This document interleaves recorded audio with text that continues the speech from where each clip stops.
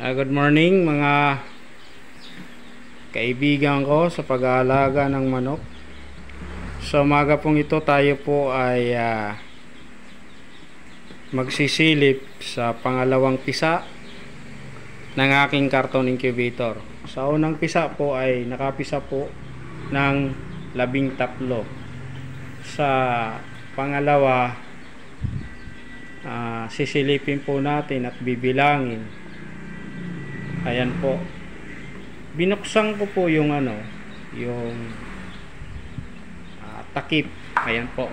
So ito po yung takip ng aking carton incubator. Ayan po yung kanyang controller. Mapapansin nyo na binabaan ko po kasi mataas po yung temperature sa loob. Ayan.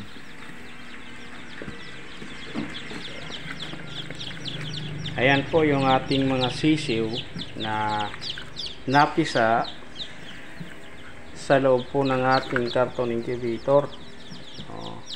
At meron po tayong tubig.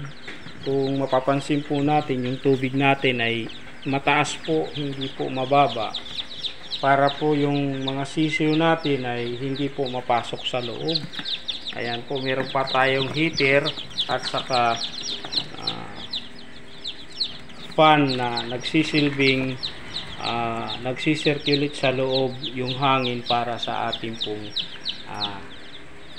pagbalanse ng ating pong temperature sa loob. Ayan po. So itong carton incubator, nakita ko po na effective po siya. Dito ko po pinapipisa ang aking itlog kapag kunti lang po yung itlog na akin pong isinasalang, kasi mas nakakatipid po ako sa kuryente kapag ito po ang ating ginagamit na incubator. Ayan po, malulusog na po yung ating mga sisiw. Kung mapapansin po natin ay meron po tayong dalawang hindi napisa. Ayan, at saka meron pong dalawang mahihina pa. Maya-maya lalakas na po yan, at baka bukas ay may transfer na po natin sa brooding box ang ating mga sisiw. Ayan po. So bakit naisipan ko na gumawa ng carton incubator? Kasi para yung ating pong mga kaibigan na walang gaanong kapital pa at nagsisimula pa lang sa pagmamanukan, ay magkaroon po sila ng pagkakataon para makagawa po ng ating ginagawa na carton incubator. Kasi yung carton incubator, ito po ay yung carton po na material ay mahihingi lamang po natin sa mga tindahan, at malalagyan na po natin ng fan at saka heater. Yun lamang po. So ito po yung ating actual footage ng ating pong incubator. Ayan po. So ayan. So nakapagpisa po tayo ng 15 sisiw. Yung bilang po nito ay 15 sisiw po yung ating pong napisa. Meron pong dalawang mahihina pa, pero mamaya lalakas na po yan.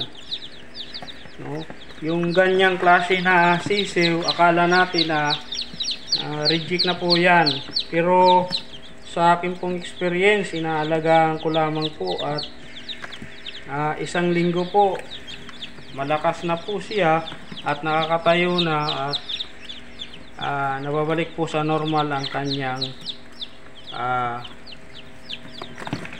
kanyang katawan, at nagiging normal na sisiw na po siya. Ayan po yung ating pong sisiw. Kung makikita po natin na nahihirapan po, but makakabangon rin po yan. Ayan po yung ayan po. Kaya sa umagang ito, malugod po akong na binabahagi ko po ito para po sa aking mga nag-aalaga rin po ng manok, nang sa ganon ay makapagsimula po sa ating pong ginagawang pag-i-incubate ng itlog. Ayan po. So, shout out po kay John Dumalaon at saka Julius Loyogoy, Rene Mortalia na masugid ko pong taga subaybay sa aking YouTube channel. Sa mga gustong magpa-shout out ay comment lamang po kayo sa aking YouTube channel at iniimbitahan ko po kayo na mag-subscribe sa aking YouTube channel nang sa ganun lagi po tayong updated sa lahat ng video na ibabahagi ko. Ayan po. So ito, ika-clarify ko lamang, pangalawang pisa na po ito.